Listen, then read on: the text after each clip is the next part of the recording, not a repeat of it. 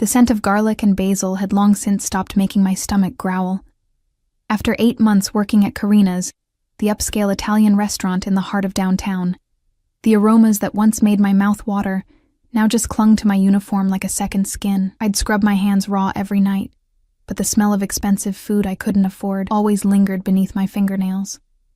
It was a Tuesday evening, quieter than usual, the kind of night where the soft clink of silverware against porcelain echoed through the dining room, and I could hear my own breathing as I cleared table 7 for the 3rd time. My feet ached in the worn flats I'd resoled twice already. The hole in the left one was growing again, and I could feel the cold floor through the cardboard I'd stuffed inside that morning. I was nobody here, just another face in a white shirt and black slacks, refilling water glasses and nodding politely, while wealthy patrons complained about wine temperatures. Invisible. Forgettable. Exactly what I needed to be while I saved every penny for my mother's medication. The lupus was eating through our savings faster than I could earn them, and my 2 jobs, this one and the early morning shift at the bakery, barely kept us afloat. "Table 12 needs attention," Marco, the floor manager, hissed as he passed me. His cologne was too strong, probably trying to mask the cigarette smell he thought we didn't notice. I grabbed a fresh pitcher of water and turned toward the back corner booth, the one reserved for special guests, the one that had been empty all night until 20 minutes ago. That's when I first saw him. He sat with his back to the wall. I noticed that immediately, the way he'd positioned himself to watch both the entrance and the emergency exit. A man in a charcoal suit that probably cost more than my entire year's rent sat beside him, speaking in low tones into a phone. Another stood near the kitchen door, arms crossed, his jacket cut in a way that couldn't quite hide the bulk underneath. But it was him who commanded the space. Dark hair touched with silver at the temples, a jawline that could have been carved from marble, and eyes that seemed to absorb light rather than reflect it. He wasn't looking at me, wasn't looking at anyone, but I felt the weight of his presence like a physical thing pressing against my chest. A small girl sat beside him in a booster seat, no more than 4 years old, with dark curls that bounced as she colored aggressively in a princess coloring book. She wore a velvet dress the color of midnight, far too formal for a child, and patent leather shoes that probably cost more than my monthly grocery budget. "Papa, I want the stars pasta," she announced in that imperious way only small children can manage, her accent carrying the musical lilt of Italian. His entire face transformed when he looked at her. The hard edges softened, the dangerous aura dimmed just slightly, and something almost human flickered in those cold dark eyes. "Stella pasta, mia stellina," he corrected gently, touching her nose. "You must practice your English, remember? But I like Italian better," she pouted, and I watched this powerful man, who had 3 armed guards in a public restaurant, melt like butter in the sun. I approached the table with my pitcher, keeping my eyes down, my smile professional and distant. "Good evening." "Can I refill your water?" The man in the charcoal suit looked up sharply, his hand moving incrementally toward his jacket. The guard by the kitchen door straightened, but he, the man who commanded such immediate deference, merely glanced at me with the brief, dismissive attention one gives to furniture. "Yes," he said, his voice carrying the hint of an Italian accent wrapped in something darker, something that suggested expensive private schools and inherited power. I poured carefully, hyper-aware of the tension radiating from his security team. The little girl looked up at me with enormous brown eyes, and I couldn't help the genuine smile that crossed my face. Children were the same everywhere, innocent, unaware of the weight of money and power that separated their world from mine. "Your dress is very pretty," I told her softly. Her face lit up like Christmas morning. "Papa bought it for me, and I have shoes that match and everything." She kicked her feet to demonstrate, nearly knocking over her crayons. "Sophia?" her father said quietly, but there was no real reprimand in it. He steadied the crayons with one elegant hand, and I noticed the scars across his knuckles. Old, faded, but unmistakable. These weren't hands that had always held wine glasses in upscale restaurants. "Sorry," Sophia whispered, and continued coloring with renewed focus. I finished pouring and stepped back, already forgotten. That's how it worked. People like him didn't see people like me, Not really. We were part of the landscape, the machinery that kept their world running smoothly while we scrambled to keep our own worlds from falling apart. The evening continued its quiet rhythm. I served salads, delivered entrees, cleared plates. The man at table 12, I'd heard Marco call him Mr.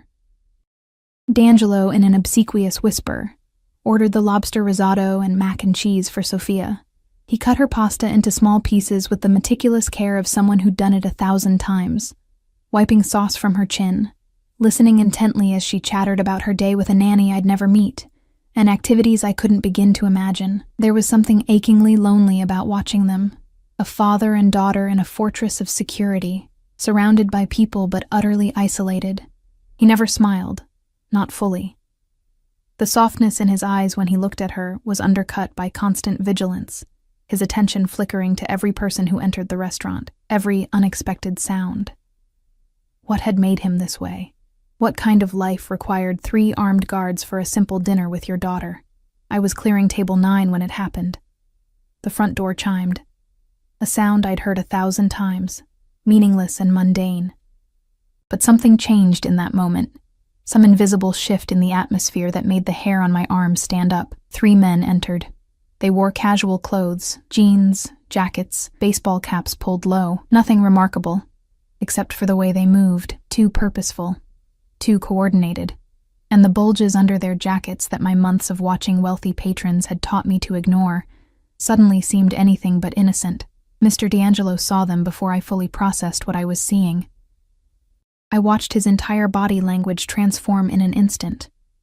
The casual father disappeared, replaced by something predatory and cold. His hand moved to his jacket, and he said something sharp and low in Italian to the man beside him.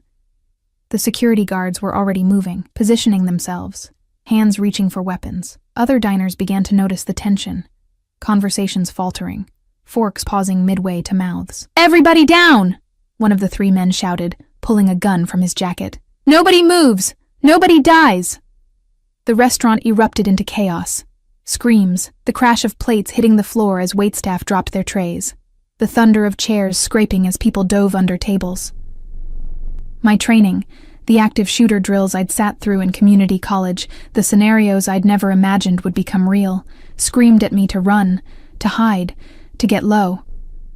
But Sophia was screaming, high and terrified, the sound of a child who just had her safe world shattered.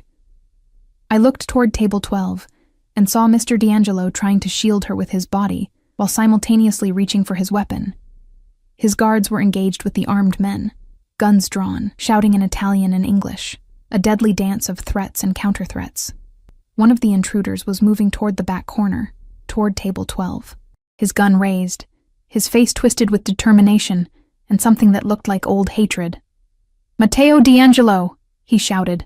"Your brother sends his regards."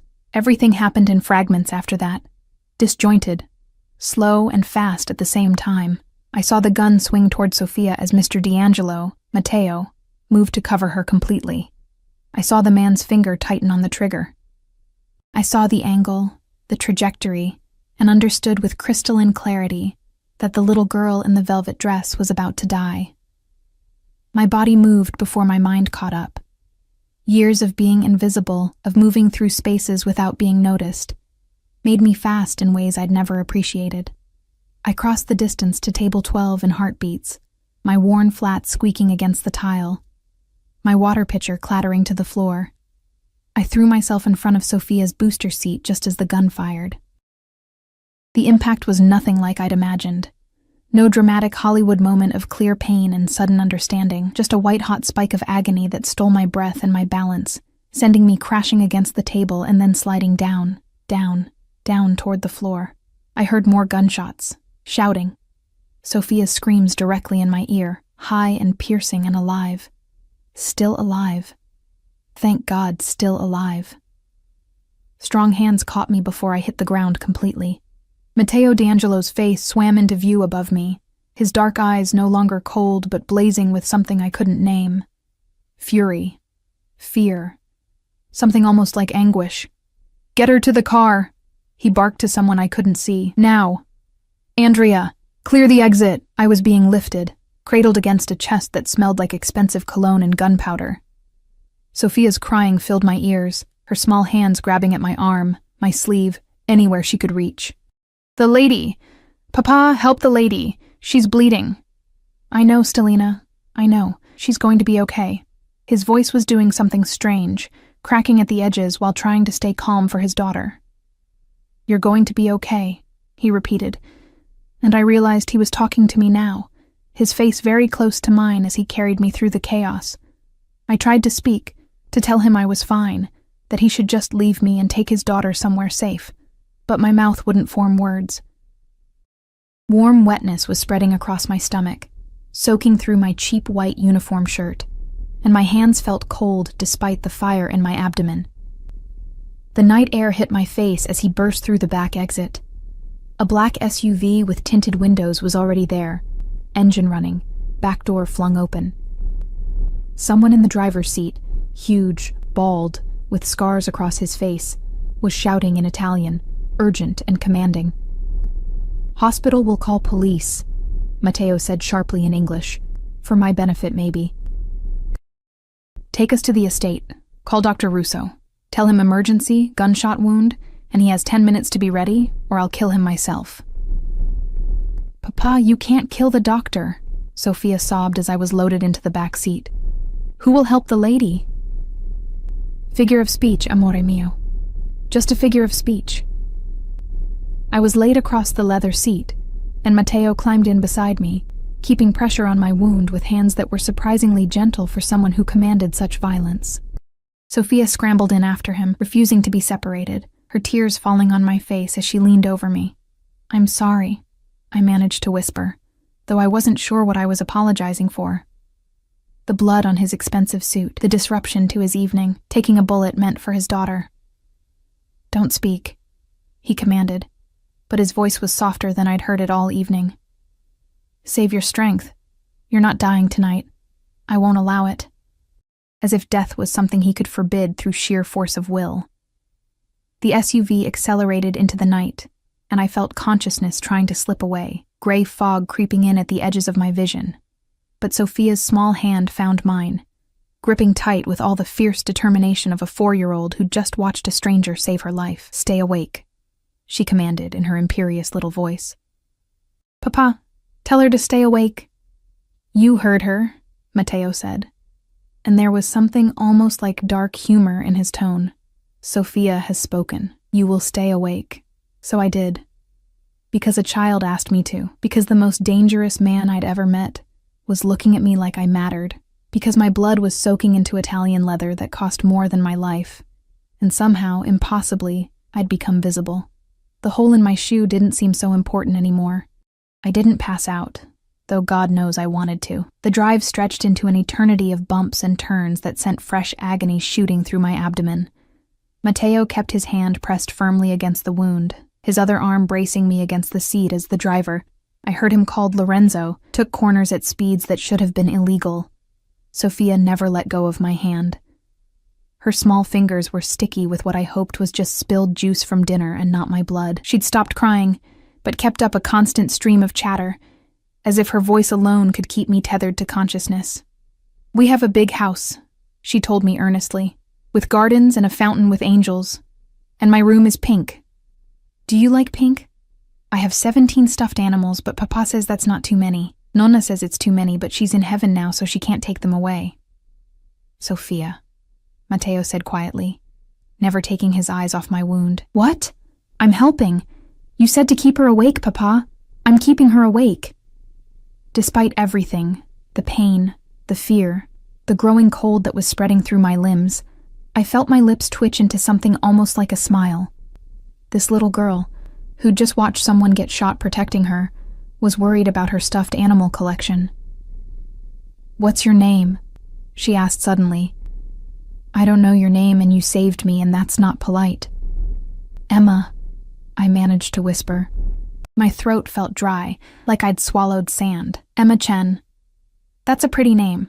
I'm Sophia Isabel D'Angelo, and I'm 4 3/4, almost 5. This is my papa. His name is Matteo, but people call him other things too that I'm not supposed to say." "Dio mio," Matteo muttered. and I caught the edge of what might have been exasperation mixed with love in his voice. "We're here. Lorenzo, pull around to the east entrance." Andrea should have called ahead. The SUV swung through gates that opened automatically, and even through my pain-fogged vision, I could see the estate rising before us. Sophia hadn't exaggerated. It was massive. A Mediterranean-style villa with warm stone walls and terracotta roof tiles lit by soft landscape lighting that made it look like something from a movie set. Gardens stretched into darkness on either side.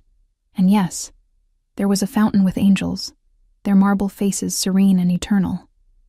This wasn't just wealth. This was generational power, the kind that came with history and blood and secrets buried deep. The SUV barely stopped before the doors were flung open. Men in dark suits appeared, more security, I realized, and Matteo was issuing rapid-fire commands in Italian as he lifted me from the seat with shocking ease. I wasn't a small woman, but he carried me like I weighed nothing, his strides long and purposeful as we entered through a side door. The interior was all polished marble and warm wood, artwork that probably cost millions, and thick carpets that my bleeding body was about to ruin. I tried to protest, to tell him to put me down before I destroyed something priceless, but he just held me tighter. "The East Salon," someone called out ahead of us. "Dr. Russo is setting up now. 2 minutes, Matteo growled. He had 10. Where are the other 6? "Traffic boss, but he's here. He's ready." We entered a room that had been hastily converted into a makeshift operating theater. Plastic sheeting covered an antique settee. Medical equipment was being arranged on a sideboard that probably dated back to the Renaissance, and a gray-haired man in a polo shirt and khakis was snapping on surgical gloves with the practiced efficiency of someone who'd done this before. "On the settee," Dr. Russo directed, his accent placing him somewhere between Brooklyn and Bologna. "Carefully." "Gunshot wound, you said. Abdomen. Through and through, I think. She's been conscious but in shock." Matteo laid me down with surprising gentleness, finally releasing the pressure on my wound. Blood immediately soaked through my shirt, and the doctor made a disapproving sound. "Lots of blood loss. How long ago?" 20 minutes, maybe 25. "Then we're lucky." He began cutting away my uniform shirt with medical scissors, and I wanted to protest. It was my only one. I'd have to pay for a replacement, but the words wouldn't come. Young, healthy, bullet missed the major vessels or she'd be dead already. You out. It took me a moment to realize he was talking to Matteo. "I'm not leaving." The tone left no room for argument. "Then stand over there and don't interfere. You." He pointed at one of the security guards. "Get the child out of here. This isn't something she should see." "No!" Sophia's scream was immediate and piercing. "Emma needs me. I have to hold her hand." "Sophia, amore, you need to go with Marco." "I won't. She saved me. She needs me to keep her awake." Tears were streaming down her face again, her small body rigid with determination. Dr. Russo looked at Matteo with the long-suffering expression of someone who'd known him a long time. "Your daughter. Your call. But if she faints, I'm not catching her." Matteo crouched beside Sophia, taking her small face between his large, scarred hands. "Stellina, listen to me. Emma is going to be fine, but Dr. Russo needs to help her, and it might be scary to watch. Why don't you go with Marco, and you can come back as soon as—" "Pinky promise she'll be okay?" Sophia demanded, holding up her smallest finger. I watched something complicated cross Matteo's face, the desire to protect his daughter from disappointment warring with the need to comfort her. "I promise," he said finally, linking his pinky with hers. "I will make sure she's okay, okay." Sophia leaned down and kissed my cheek, her tears wet against my skin. "You have to be okay, Emma. You promised Papa and he never breaks promises." Then she was being led away by a gentle-faced man, who I assumed was Marco, her sobs echoing down the hallway until a door closed somewhere, muffling the sound. "Now," Dr. Russo said briskly. "Let's see what we're working with. This is going to hurt. A lot. I can't give you anesthesia, don't have the setup for it. But I have local anesthetic and very good pain medication. You'll feel pressure and pulling, but the worst of the pain will be managed. Understand?" I nodded, not trusting my voice. The next hour was a blur of clinical pain and strange disconnection. The local anesthetic helped, but I could still feel everything, the probing, the stitching, the odd sensation of hands inside my body doing things that shouldn't be done outside of a hospital. I focused on the ceiling, on the crystal chandelier that sparkled above me, worth more than my entire apartment building. Matteo stood against the wall where the doctor had banished him, his arms crossed, his face unreadable, but his eyes never left me, dark and intense, watching every movement Dr. Russo made with the focus of a man accustomed to evaluating threats and weaknesses. "You're lucky," Dr. Russo narrated as he worked. "Bullet entered here." He indicated a spot on my left side, traveled through soft tissue, missed the intestines, missed the kidney, and exited cleanly out the back. "You'll have matching scars and a hell of a story, but no permanent damage if we keep infection at bay." "How long recovery?" Matteo asked, his voice tight. 6 weeks minimum before strenuous activity. 2 weeks before she should even be walking around much. She needs rest, proper nutrition, antibiotics, and monitoring for infection. He glanced up at Matteo while his hands continued their work. "She also needs to file a police report. Gunshot wounds have to be reported." "No police." Matteo's tone was absolute. "Matteo." "I said no police, Russo. She's under my protection now. That's all anyone needs to know." I wanted to argue. Wanted to say that I didn't need his protection, that I had a life and a job and a mother who would be frantic when I didn't come home. But my phone was back at the restaurant, probably in my locker. And my mother thought I was working a double shift tonight anyway. She wouldn't expect me until tomorrow afternoon. Tomorrow, when I was supposed to be at the bakery at 5 a.m., kneading dough and filling pastry cases. "My job," I mumbled. "I have to call. They'll fire me." "You don't have that job anymore," Matteo said flatly. "Consider yourself employed elsewhere now. You can't just—" "I can, and I did. You took a bullet meant for my daughter. Your previous employment is no longer relevant." Dr. Russo made a sound that might have been agreement or disapproval. It was hard to tell. He was closing up the exit wound now, his sutures neat and precise. "All done. She needs fluids, antibiotics, and sleep. Lots of sleep. I'll stay tonight to monitor her, but she should be stable." "The blue suite." Matteo directed someone I couldn't see. "It's prepared?" "Yes, boss. Fresh linens, medical supplies in the adjacent bathroom." I was lifted again, this time by 2 security guards who handled me with surprising care, and carried up a sweeping staircase that would have made Scarlett O'Hara weep with envy. The blue suite turned out to be larger than my entire apartment, decorated in shades of cream and sapphire with furniture that belonged in a museum. They laid me in a bed with sheets that felt like liquid silk, and despite everything, the pain, the fear, the complete surreality of my situation, my body surrendered to exhaustion the moment my head hit the pillow. I dreamed of gunshots and angels, of a little girl's hand in mine, and dark eyes that watched me like I was something precious instead of invisible. I woke to sunlight streaming through floor-to-ceiling windows and the worst pain I'd ever experienced radiating from my abdomen. For a moment, I couldn't remember where I was or why everything hurt. Then it came back in a rush. The restaurant, the guns, Sophia's screams, Matteo's face above me, a face that was currently watching me from a chair positioned beside the bed. He looked different in daylight, less like a shadowy figure from a nightmare and more like a real person, still dangerous. That aura never fully dissipated, but more human somehow. He'd changed out of his blood-stained suit into dark slacks and a black shirt, sleeves rolled up to reveal forearms corded with muscle and marked with more scars. His hair was slightly mussed, like he'd been running his hands through it, and there were dark circles under his eyes that suggested he hadn't slept. "You're awake," he observed, his accent slightly thicker than it had been last night. "How long?" My voice came out like sandpaper. 14 hours. It's nearly noon. Dr. Russo said you'd sleep. The pain medication and shock. How do you feel?" "Like I got shot." "Nah, I tried to sit up and immediately regretted it, gasping as fire spread through my middle."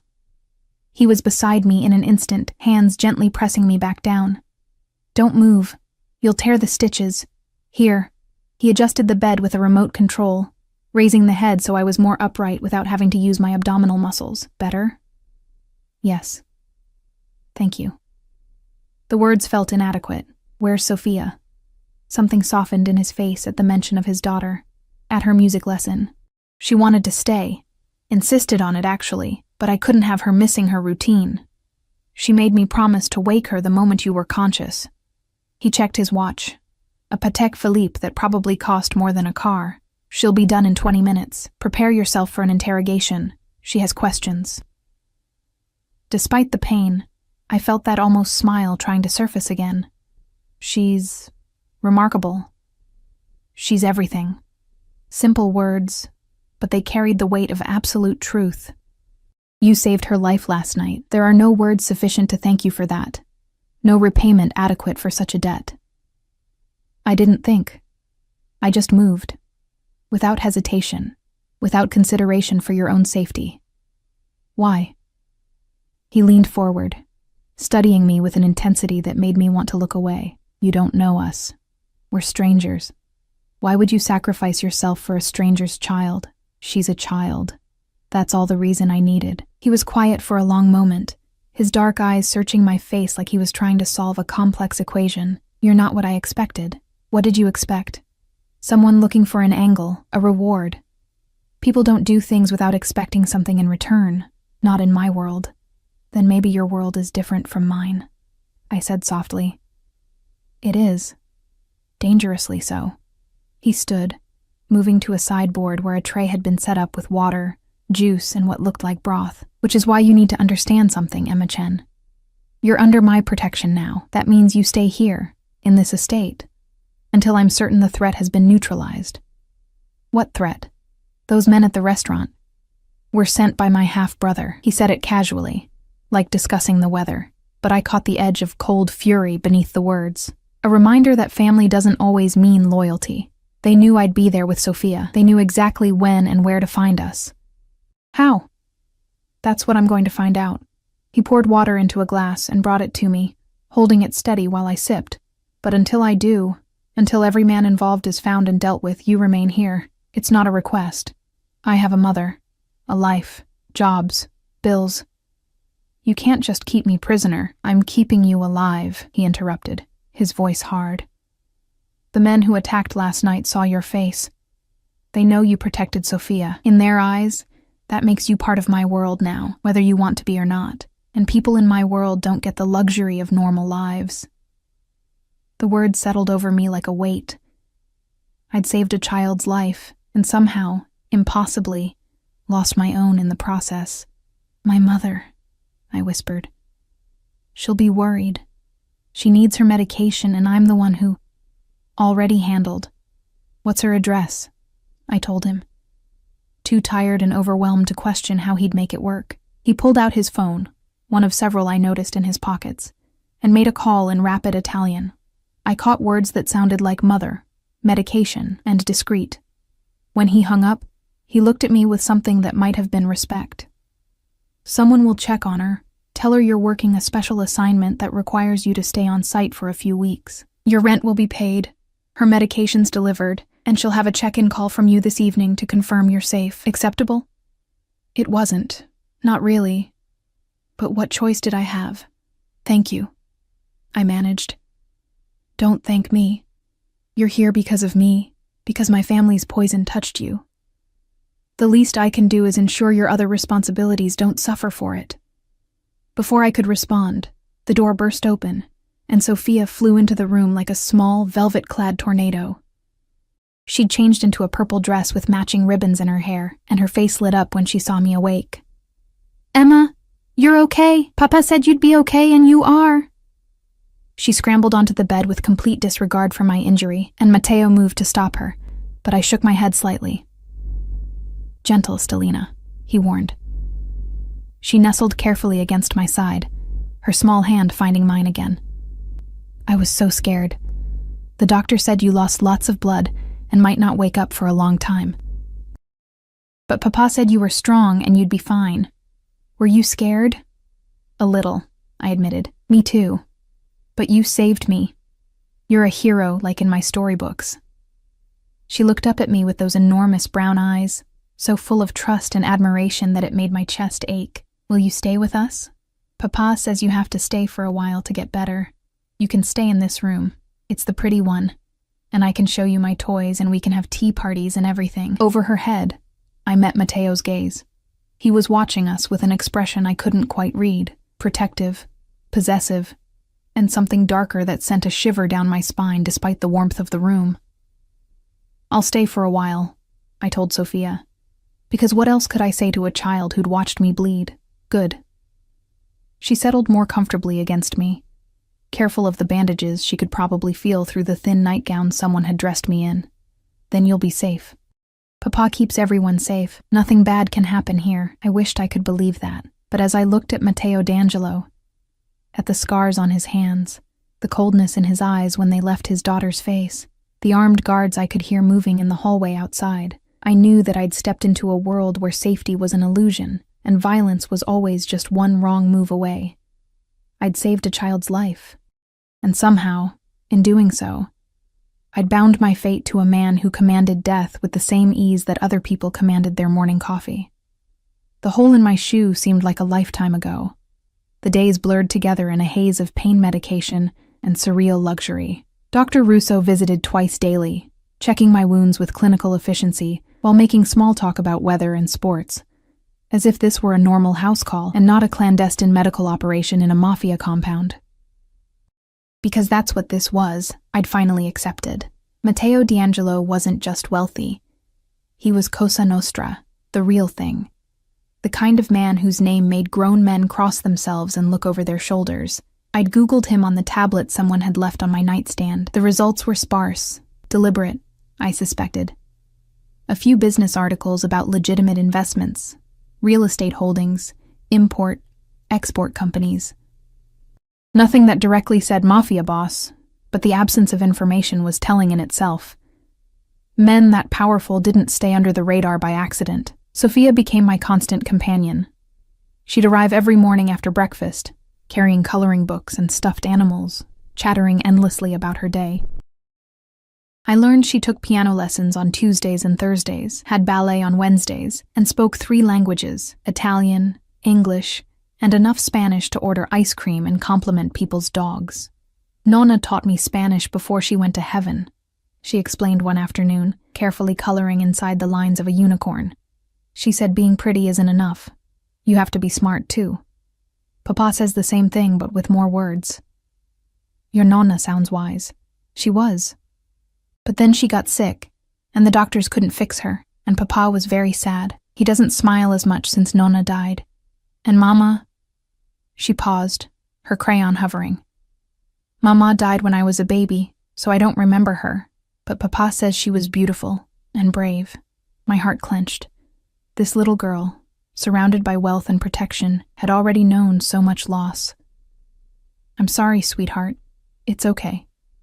Papa says everyone goes to heaven eventually, and they watch over us. So Mama and Nonna are watching, and they probably saw you save me. I bet they're happy about that." Before I could respond, Matteo appeared in the doorway. He'd taken to checking on me every few hours. Never announced, just suddenly there, his presence filling whatever room he entered. "Sophia, time for your tutor." "But Emma and I are coloring, now Stellina." The gentleness in his voice didn't hide the command underneath. Sophia sighed dramatically, but gathered her supplies. She kissed my cheek, a habit she'd developed, and skipped out, leaving me alone with her father. The air always felt different when Sophia left. Heavier. Charged with something I didn't want to examine too closely. Matteo moved to the window, his back to me, hands in his pockets. The afternoon light cast him in silhouette, emphasizing the breadth of his shoulders, the rigid way he held himself. "The men from the restaurant," he said quietly. "They've been found." My stomach dropped. And they won't be a problem anymore." He turned to face me, and his expression was carefully blank, the kind of blankness that hid terrible things. "My half-brother, however, remains at large, which means you remain here. For how long?" "As long as necessary." He crossed the room, stopping at the foot of my bed. "You understand what happened that night made you visible to people who operate in shadows. There are rules in my world, codes. You protected what's mine. That creates obligations. I don't want obligations. I just want my life back. That life ended the moment you stepped in front of that bullet." His voice was matter-of-fact, neither cruel nor kind, simply stating reality. "The woman who served water and cleared plates. She's gone." The woman who exists now is someone my enemies will target to get to me, to get to Sophia. That's insane. That's my world. He moved closer, and I caught his scent. Something expensive and masculine that shouldn't have affected me but did. But I protect what's mine, Emma. And whether you like it or not, you're mine now. Mine to keep safe. Mine to provide for. Mine to... He stopped himself, jaw tightening. Yours to what? Nothing. The medication. You need another dose soon. I'll have it brought up. He was already turning away, that careful control back in place. Matteo? His name felt strange on my tongue. Too familiar. Too intimate. He froze. Thank you. For taking care of my mother. For the medical care. For... everything. He looked back at me, and something flickered in those dark eyes. Surprise, maybe, or something more dangerous. You shouldn't thank me. I'm the reason you're in this situation. You're also the reason I'm alive. Anyone would have... No, anyone wouldn't have. You could have left me at the restaurant, let the ambulance handle it, but you brought me here. You're keeping me safe. That means something. He stared at me for a long moment, and I saw the war playing out behind his eyes. Whatever he wanted to say, he swallowed it down. Rest. I'll check on you later. He was gone before I could respond, the door closing with a soft click that somehow sounded like finality. 2 weeks passed. My wound healed with remarkable speed. Dr. Russo's skill and whatever expensive antibiotics they were pumping into me did their job. I graduated from bed rest to supervised walks around my suite, then short trips to the garden with Sophia as my enthusiastic guide. The estate was magnificent. Manicured lawns, rose gardens that belonged in magazines, and that angel fountain Sophia loved so much. She'd make wishes and throw pennies, convinced that heaven was listening.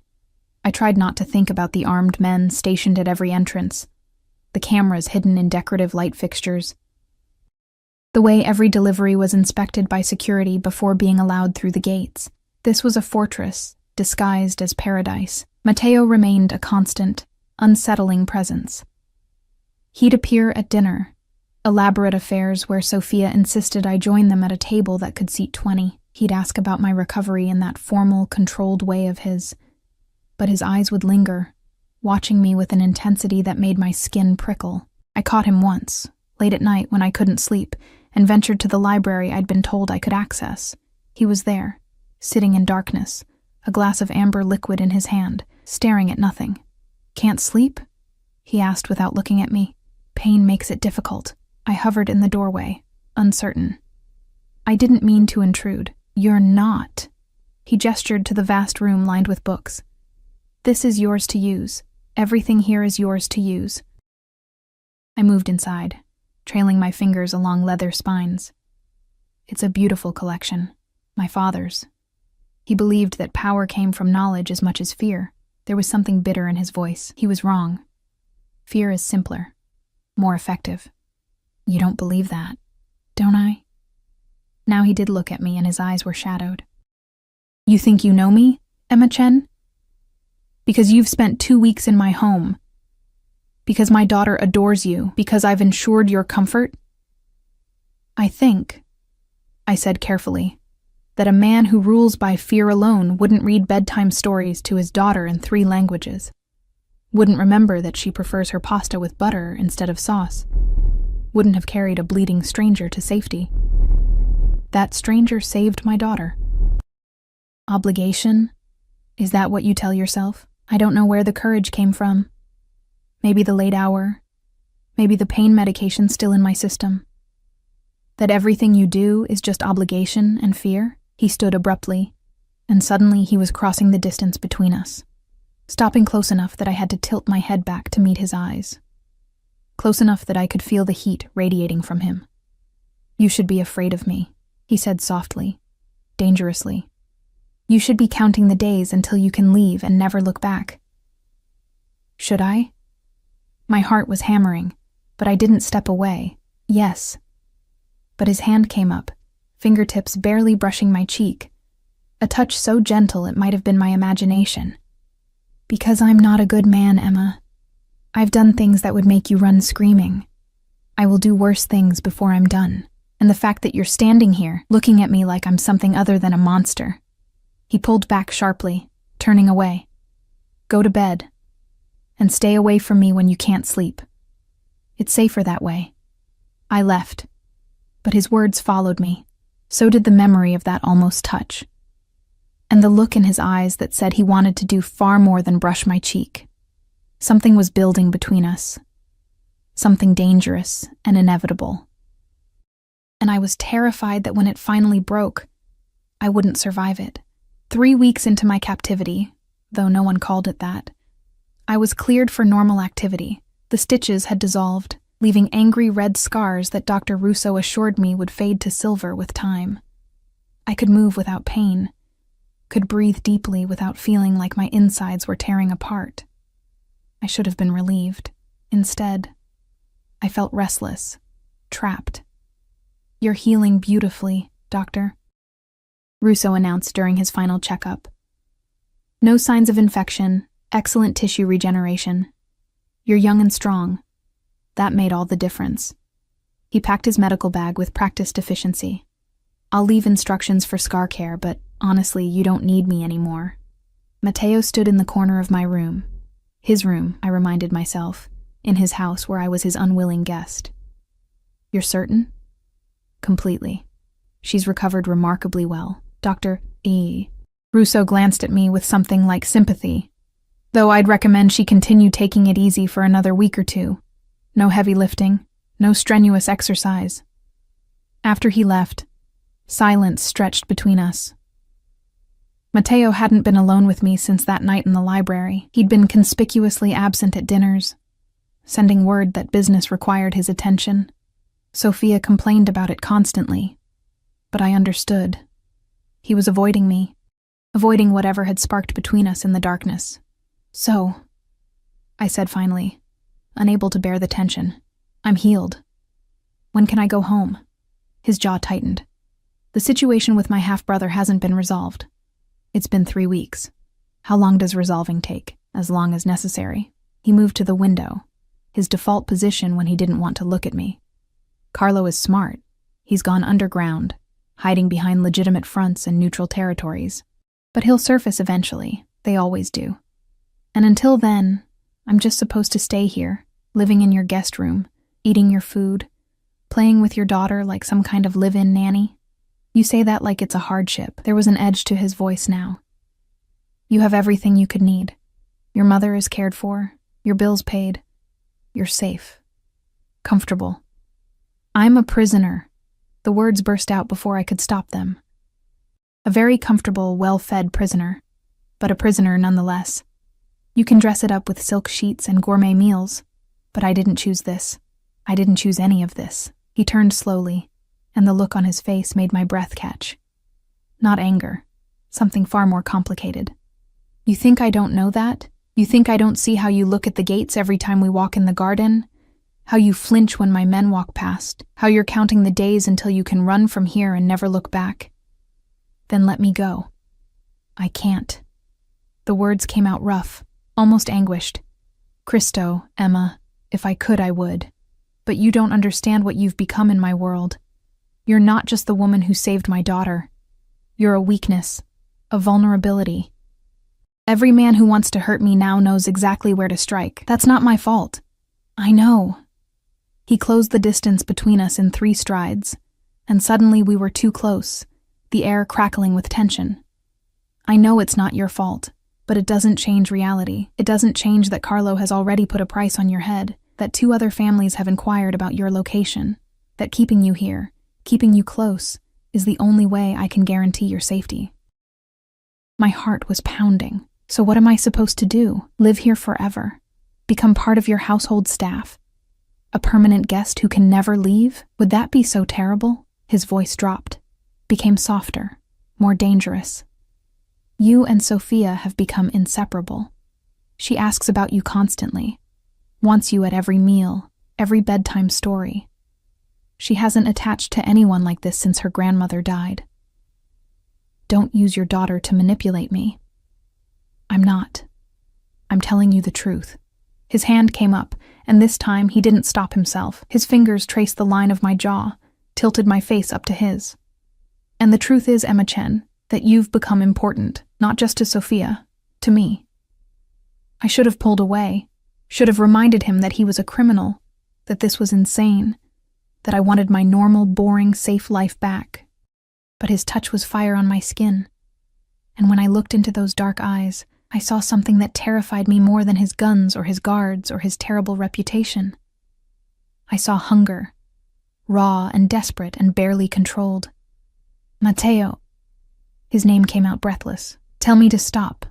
His thumb brushed my lower lip. Tell me this is wrong, that you want nothing to do with me, that the moment I let you leave, you'll disappear and never think of me again. Tell me, and I'll step back. I'll keep my distance. I'll be nothing more than the man who's keeping you safe. I should have said all of those things. Should have drawn a line we couldn't cross. Instead, I whispered, "What if I can't?" Something broke in his expression.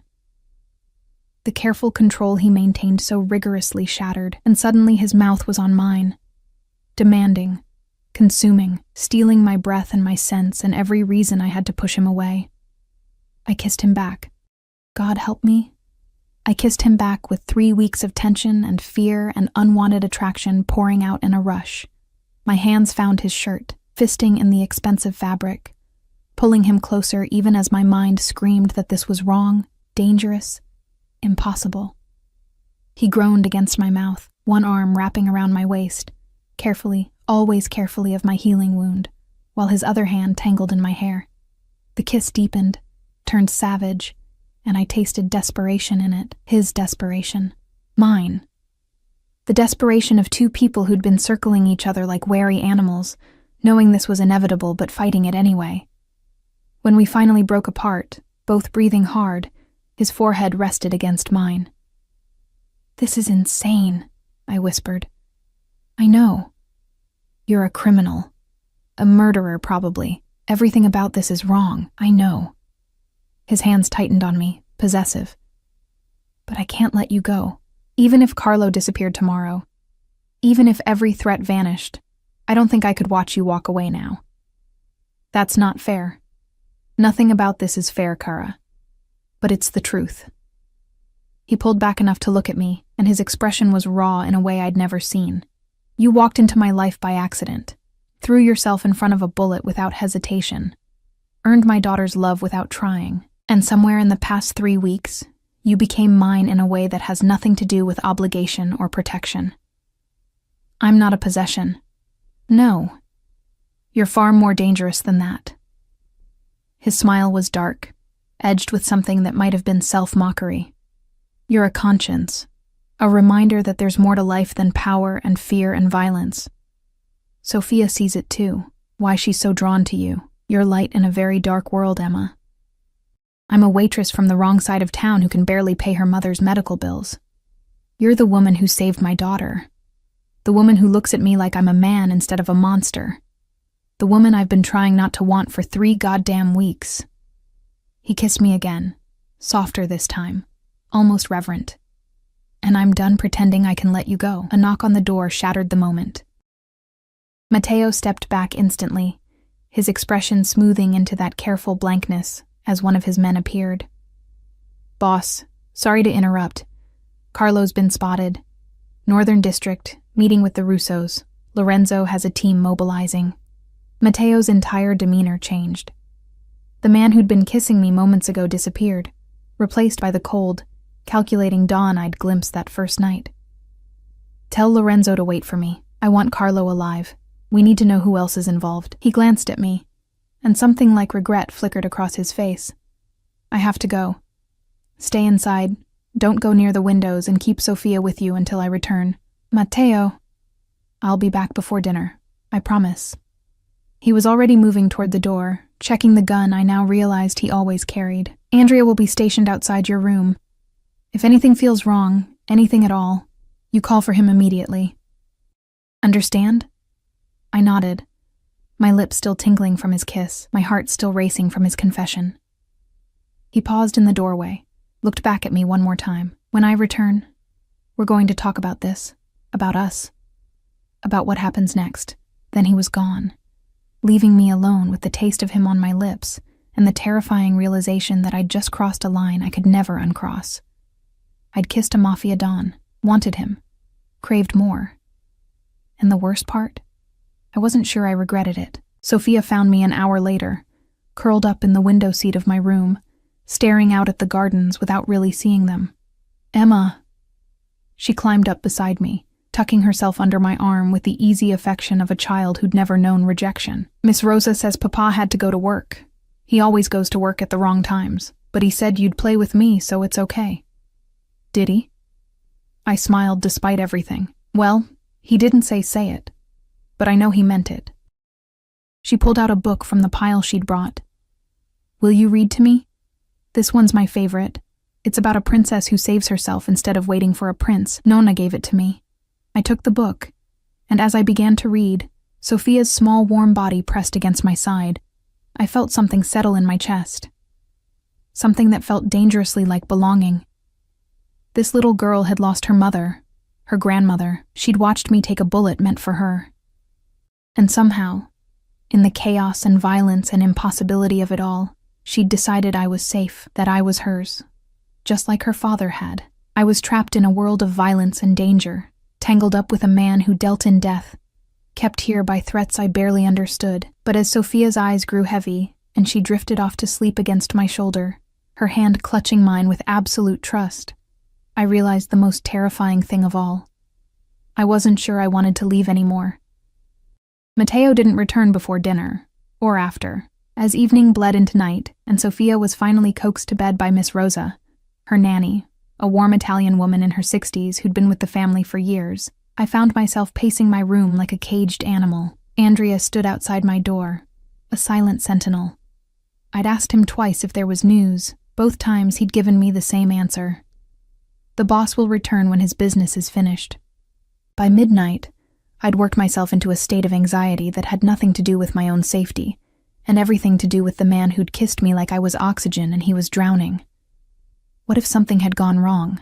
What if his half-brother had been expecting him? What if... The sound of vehicles in the front drive made my heart leap. I rushed to the window, pressing my face against the glass like Sophia often did. 3 black SUVs were pulling through the gates, and even from this distance, I could see the tension in how the men moved as they exited the vehicles. Then I saw him.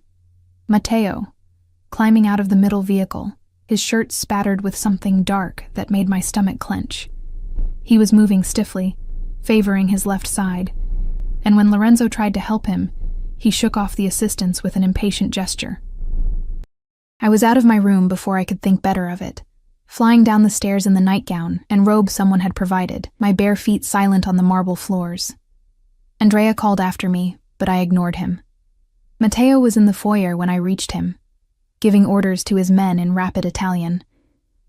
He looked up at my approach, and something flashed in his eyes, surprise, then something warmer, more dangerous. "Emma, you should be... You're hurt." I could see it now, the way he held himself, the pallor beneath his olive skin. "What happened?" "Nothing that concerns you," but his voice lacked conviction. "Bullshit." The word felt foreign on my tongue, but effective. His eyebrows rose. "You're bleeding." "Let me see." "It's just a graze." "Let me see." For a moment I thought he'd refuse. Then something in his expression shifted, and he nodded to his men. "Leave us. Lorenzo, make sure Sophia stays asleep. I don't want her seeing this." When we were alone, I helped him to the nearest sitting room. He moved like every step hurt, and when he finally sank onto the leather sofa, a grimace crossed his face. "Shirt off," I ordered, channeling every ounce of authority I'd learned from watching Dr. Russo. "Kara, I don't think..." "Now, Matteo." He complied, unbuttoning his ruined shirt with movements that were too careful, too controlled. When he pulled it away, I saw the damage. A bullet wound across his ribs. Not deep, but long and ugly, still seeping blood. Bruises were already forming, dark purple against his skin. "Cristo," I breathed. "This needs stitches. I've had worse." "That's not reassuring." I found a bar cart in the corner, because of course there was a bar cart, and grabbed the most expensive-looking bottle of liquor. This is going to hurt. I can handle... His words cut off in a hiss as I poured the alcohol directly onto the wound. Merda, a warning would have been nice. You were shot. You don't get warnings. But my hands were gentle as I used a decorative napkin to clean around the wound. What happened? Carlo was there, as reported, but he wasn't alone. He'd brought reinforcements. Russians, which means he's more desperate than I thought. We had the numbers, but he grunted as I applied more pressure. One of them got a lucky shot before we could secure the situation. And Carlo? His smile was cold, utterly devoid of humor. Is no longer a problem. For you or for Sophia, the threat is neutralized. I should have been horrified. Should have recognized the clinical way he discussed violence, the ease with which he spoke of eliminating his own brother. But all I felt was relief, bone-deep, overwhelming relief. So I can go home? The words came out smaller than I intended. His hand caught mine, stilling my ministrations. When I met his eyes, they were blazing with intensity. Is that what you want? To go back to your apartment, your 2 jobs, your life where you're invisible to everyone around you? That's not fair. Nothing about this is fair. I told you that already. He pulled me closer, until I was standing between his legs, forced to look down at him. But I'm going to ask you anyway, Emma Chen. Do you want to leave? Walk away from this house, from Sophia, from me, and pretend the past 3 weeks never happened? My heart was hammering. I don't know what you're asking. Yes, you do. His free hand came up to cup my face, thumb tracing my cheekbone. I'm asking you to stay, not as a prisoner, not as a guest, as something more, something permanent. You're asking me to be your mistress. The word tasted bitter. No. His voice was fierce. I'm asking you to be mine, in every way that matters. You've already won Sophia's heart. She asks about you constantly, includes you in every plan she makes. And you've won mine, though I fought it every step of the way. Matteo, we barely know each other. I know you threw yourself in front of a bullet without hesitation. I know you read to my daughter in 3 different languages because you learned her favorites. I know you look at me like I'm a man worth saving instead of a monster worth running from. I know that when I thought about letting you go, about watching you walk out those gates, something in my chest felt like it was tearing apart. His grip tightened, just slightly. And I know that I'm being selfish, that you deserve better than a man like me, a life like this. But I'm asking anyway, because for the first time in 8 years since my wife died, I want something beyond revenge and protection. I want you. Tears were burning behind my eyes. This is crazy. Completely insane, he agreed. But say yes anyway. Stay with us. Let me give you everything you've never had. Security, comfort, a family who adores you. Let me court you properly the way you deserve. Let me prove that I can be more than what the world thinks I am. And if I say no, pain flickered across his face. Then I'll have Lorenzo drive you home tomorrow. Your mother will be cared for. I'll set up a trust fund for her medical expenses. You'll never have to worry about money again. But you'll be free to go, and I'll never contact you again. It will be as if these weeks never happened. Except they had happened, and I'd changed in ways I was only beginning to understand. I looked at this man, this dangerous, complicated, broken man, and saw not just the Don who commanded fear and respect. I saw the father who read bedtime stories in 3 languages, the man who'd carried me bleeding through a restaurant and refused to let me die, the widower who'd been alone for 8 years, raising his daughter in a fortress, keeping everyone at arm's length until I'd crashed into his life by accident. I need conditions, I said finally. Hope flared in his eyes. Name them. My mother. I want to see her regularly. No restrictions. No guards following me when I visit her. 1 guard. He countered immediately. At a distance. The threat to you may be neutralized, but I have other enemies. I need to know you're protected. I nodded slowly. That was reasonable, even if I hated it. I want honest answers. No more mysterious business that I'm not allowed to ask about. If I'm going to be part of this world, I need to understand it. Within reason. There are things I can't tell you, not for secrecy, but for your own protection. The less you know about certain operations, the safer you are legally. And Sophia, I took a breath. If I stay, I'm not just the woman who lives here. I want to be part of her life, really part of it. I want to help raise her, make decisions about her care, be there for her. You already are. His voice was soft. She loves you, Emma. So if you're asking permission to mother my daughter, you have it. You've had it since the moment she refused to let go of your hand. The tears spilled over then, because this was real. This impossible, insane situation was actually happening. And I was actually considering it. One more thing, I whispered. You said you'd court me properly. What does that mean in your world? His smile was slow, devastating. It means I do everything right. Dinners, flowers, conversations that last until dawn. It means I introduce you properly to my family, the legitimate ones who don't try to kill me. It means I give you time to be sure, to understand what you're choosing, and when you're ready, when you've decided that you can live with what I am and what I do, then I marry you.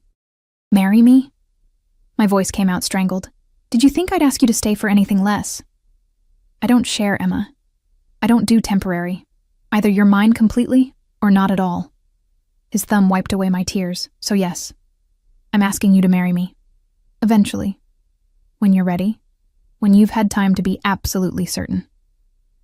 I laughed, the sound somewhere between a sob and genuine amusement. This is the strangest proposal I've ever heard. Is it yes? I looked at him, really looked at him, at the man who'd turned my life upside down, who represented everything dangerous and forbidden, at the father who would burn the world down for his daughter, at the widower who'd been alone for so long he'd forgotten what it meant to want something for himself, at the man who'd kissed me like I was precious. It's yes, I whispered. God help me, it's yes. He pulled me down to him, mindful of his wound, and kissed me with a gentleness that made my heart ache. This kiss was different from the one earlier, less desperate, more certain, a promise instead of a question. When we broke apart, he pressed his forehead to mine. I'll make you happy. I swear it. You'll try not to get shot anymore, I countered, because watching you come home bleeding takes years off my life. I'll try, but I can't promise. I know. I touched his face, traced the scar along his jaw. I know what you are, Matteo, what you do, and I'm choosing it anyway, choosing you, as long as you choose me too. Always, he breathed. From the moment you threw yourself in front of that bullet, you became mine. I just had to wait for you to realize you were mine too. 6 months later, I stood in the garden where Sophia threw pennies and made wishes, wearing a dress that cost more than my old apartment. The fountain angels watched serenely as Matteo D'Angelo slipped a ring onto my finger, not in front of hundreds of guests, but with just his daughter, his legitimate family members, and the doctor who'd saved my life in attendance. Sophia was flower girl, of course, in a dress she'd picked out herself, purple with sparkles, because she'd informed us that white was boring and love should be colorful. She took her duties seriously, scattering petals with solemn concentration. My mother was there too, healthy and smiling. Her medication costs no longer a burden we carried alone. She'd cried when I told her about Matteo, worried that I was making a mistake. But then she'd met him, seen the way he looked at me, the way Sophia climbed into my lap without hesitation, and she'd understood. I'd found something I didn't know I was looking for. A family, a home, a man who saw me, really saw me, and decided I was worth keeping. As Matteo kissed me, sealing promises that we'd both keep, Sophia cheered, and the angels smiled, and I thought about the poor girl I'd been 6 months ago, invisible, overlooked, living a small, careful life. That girl had died the moment she stepped in front of a bullet, and in her place stood someone stronger, someone loved, someone who'd walked into darkness and found light waiting on the other side. Happy? Matteo murmured against my lips. I looked at Sophia, dancing in her sparkly dress.